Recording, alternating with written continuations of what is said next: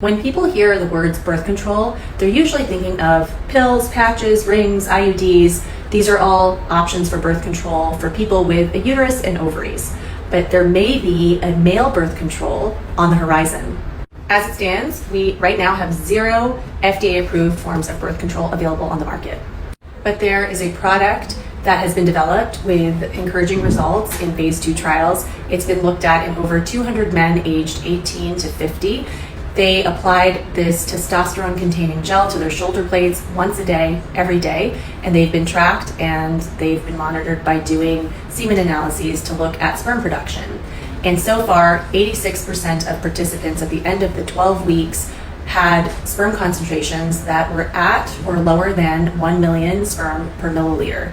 Now, to give you an idea of scale, we consider it to be severe male factor infertility and very unlikely to be able to conceive with timed intercourse or even with inseminations if you have less than 5 million sperm per milliliter. Normal levels tend to be around 15 to 20 sperm per milliliter. People have explored using testosterone-containing birth control to stop sperm production in men as a form of contraception in the past. So what makes this different?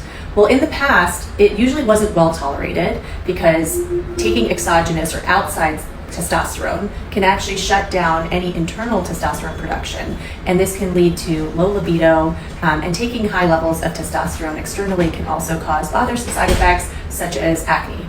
The difference here is that this formulation has lower doses of testosterone because it contains both testosterone and something called nesterone, which is a synthetic hormone. It's actually a progestin, and it's actually used in a pre-existing vaginal contraceptive ring. By putting these two together, it is allowing it to effectively suppress the sperm production, and it's actually working quite rapidly, quicker than other forms that have been studied in the past have worked. And there is a better side effect profile. It seems to have less of an impact on sexual function for men. The next phase of the study is to see if this can actually prevent unplanned pregnancy. And they're enrolling monogamous couples only who are willing to rely on this as their sole form of birth control for up to a year, and they have to have sex at least once a month for that entire year. Over the course of the year, researchers will be checking in periodically and looking at the semen analysis parameters. And if the concentration remains suppressed below 1 million sperm per milliliter, then that's a good sign that this is an effective form of contraception that could be used to prevent pregnancy. My main question as a reproductive endocrinologist is what happens when men stop taking this birth control? How quickly will the effects of the birth control be reversed? And how quickly will they start producing normal amounts of sperm again?